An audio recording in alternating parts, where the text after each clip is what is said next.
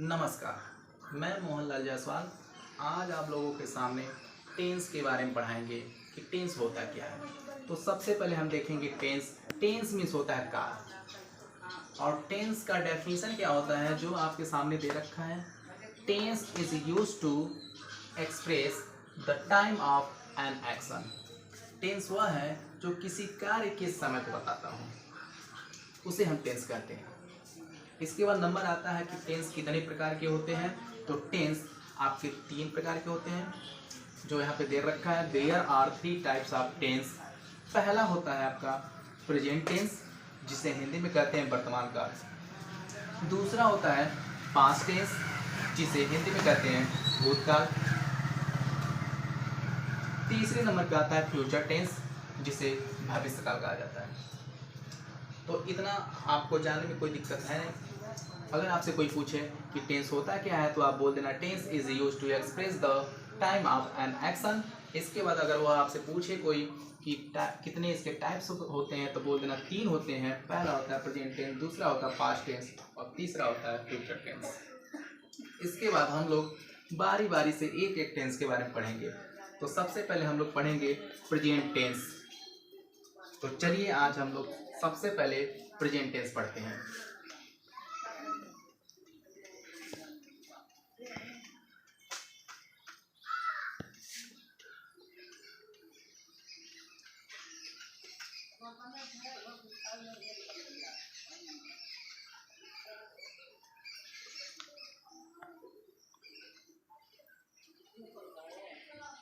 तो हम लोग पहला टेंस आज पढ़ेंगे प्रेजेंट टेंस।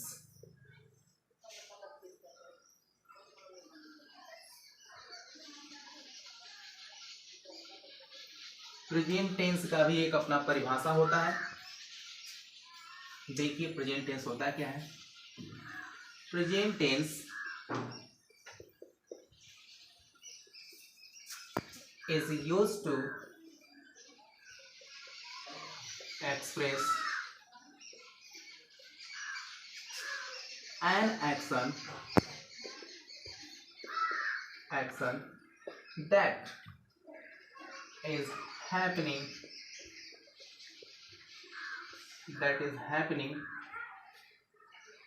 now।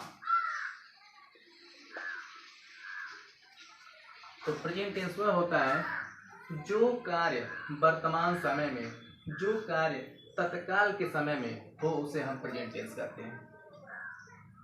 इसके बाद हर टेंस का 4 फॉर्म होता है। हम इसके बाद इसके चारों फॉर्म के बारे में पढ़ेंगे। Form of present tense.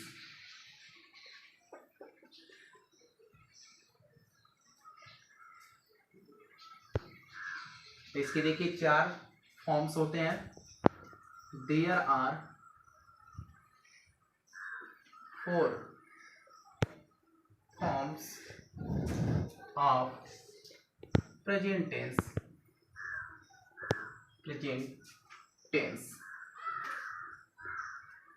इसमें आपको कोई दिक्कत? पहला होता है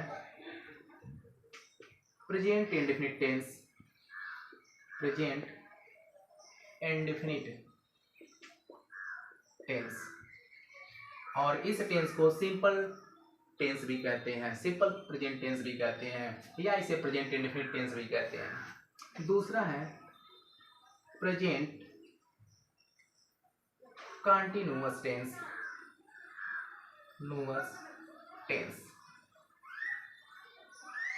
तीसरा होता है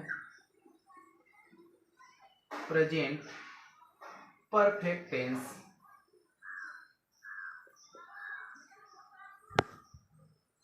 और चौथा होता है प्रेजेंट परफेक्ट कंटीन्यूअस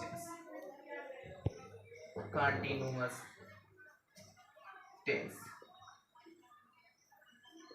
ओके, तो यहां तक कोई आपको दिक्कत? अगर आपसे कोई पूछे प्रेजेंट टेंस होता क्या है तो बोल दीजिएगा present tense is used to express an action that is happening now.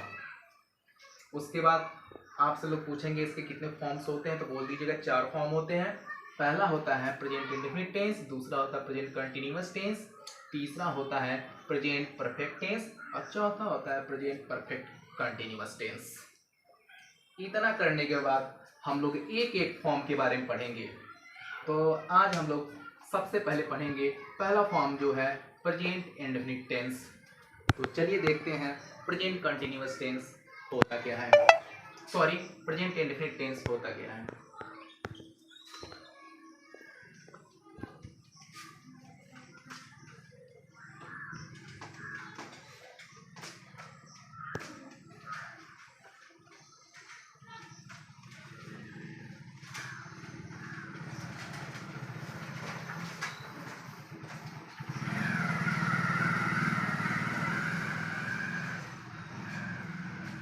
तो आज हम लोग सबसे पहले पढ़ेंगे present indefinite tense. Present indefinite tense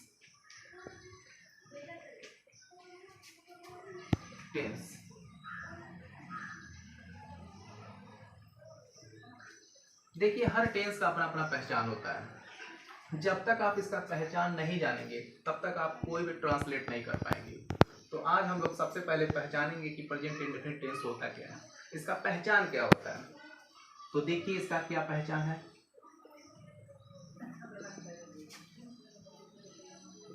जिस वाक्य के अंत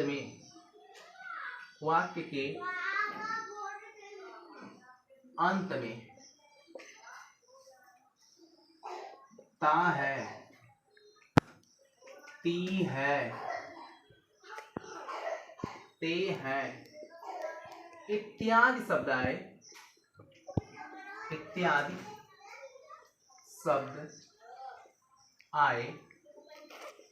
तो वह प्रेजेंट इंडेफिनिट टेंस कहलाता है।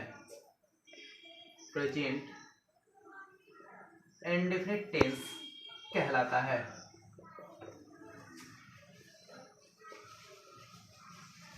प्रेजेंट इंडेफिनिट टेंस कहलाता है। एनी डाउट किसी को इसमें? अगर आपसे कोई पूछे कि प्रेजेंट इंडेफिनिट टेंस का पहचान क्या है, तो बोल दीजिए जिस वाक्य के अंत में ता है, ती है, ते हैं इत्यादि शब्द आए तो वह प्रेजेंट इंडेफिनिट टेंस होता है। इसके रूल्स क्या है देखिए।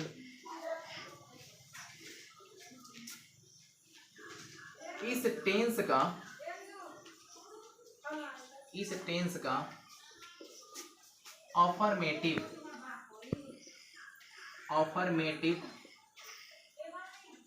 सेंटेंस बनाने के लिए सब्जेक्ट प्लस V1 और V5 प्लस ऑब्जेक्ट का रूल अपनाया जाता है।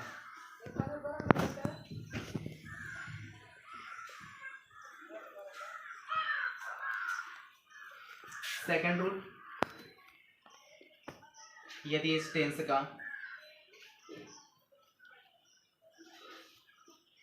नेगेटिव सेंटेंस बनाना हो,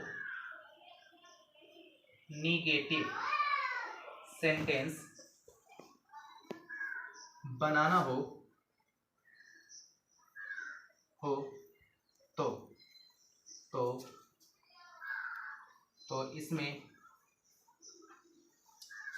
डू नॉट या डज नॉट का प्रयोग किया जाता है।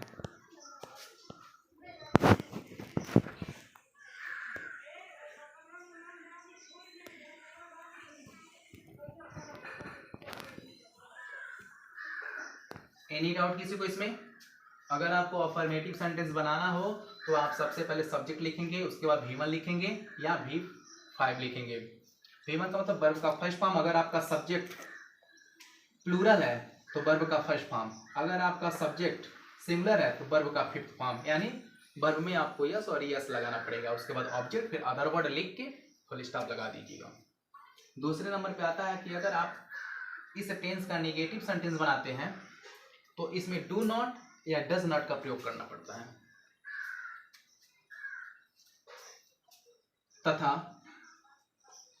तथा इसमें वर्ब का फर्स्ट फॉर्म प्रयोग किया जाता है। इसमें वर्ब का फर्स्ट फॉर्म प्रयोग किया जाता है। वर्ब का फर्स्ट फॉर्म प्रयोग किया जाता है।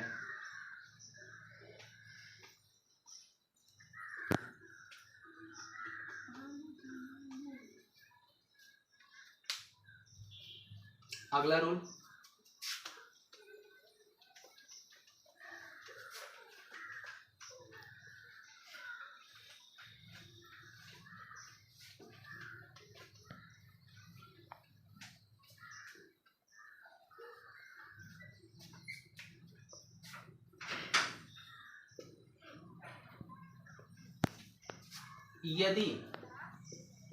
यदि सब्जेक्ट सिंगुलर है तो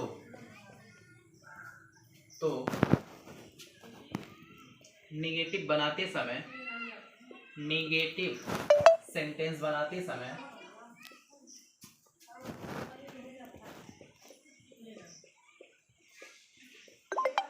डज नॉट का प्रयोग करते हैं। डज नॉट का प्रयोग करते हैं। नेक्स्ट रूल, यदि सब्जेक्ट प्लूरल हो तो इसका नेगेटिव बनाते समय इसका नेगेटिव सेंटेंस बनाते समय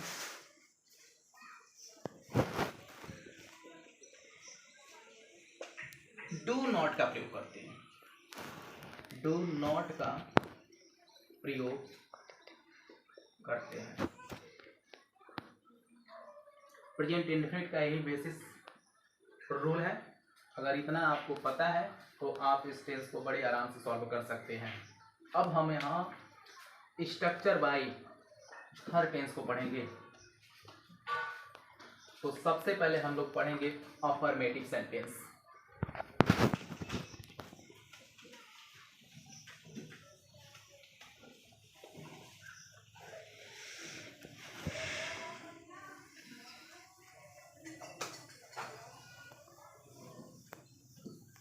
अफर्मेटिव सेंटेंस अगर पढ़ना है तो हम लोग स्ट्रक्चर के माध्यम से ट्रांसलेट कर सकते हैं।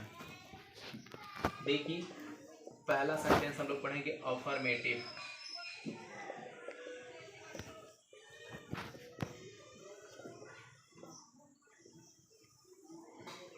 और इसका स्ट्रक्चर देखिए कैसे बनता है।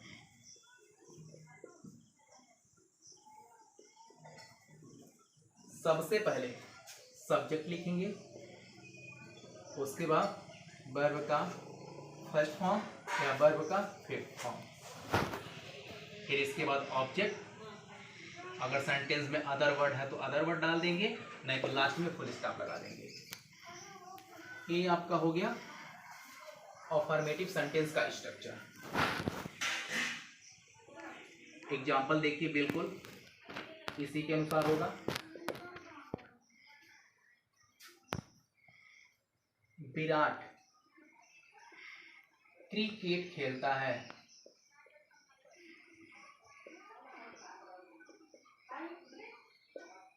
देखिए, स्ट्रक्चर में दिया कि सबसे पहले हम सब्जेक्ट लिखेंगे।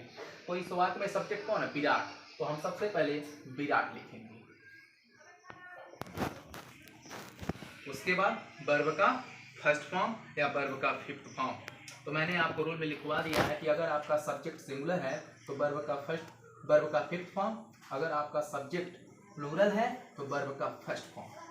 यहाँ पे आपका सब्जेक्ट सिंगुलर है तो इसलिए हम वर्ब का फिफ्थ फॉर्म लेंगे। फिफ्थ फॉर्म का मतलब ये होता है जिसमें यस और यस का प्रयोग होता है। तो खेलने का इंग्लिश होता है लला प्ले, और इसमें हम यस का प्रयोग करेंगे। हमें यहाँ पे यह बताने की जरूरत नहीं है कि कहाँ पर यस लगता है, कहाँ पर यस लगता है, क्योंकि आप लोग पिछली कक्षाओं में इसे पढ़ चुके हैं। तो विराट प्लेज क्रिकेट। सब्जेक्ट की जगह पे सब्जेक्ट, मेन वर्ब की जगह पे मेन वर्ब, ऑब्जेक्ट की जगह पे ऑब्जेक्ट, अदर वर्ड नहीं है तो लास्ट में फुल स्टॉप। आपका ये तैयार है प्रेजेंट इंडेफिनिट टेंस का और अफर्मेटिव टेंस। नमस्कार।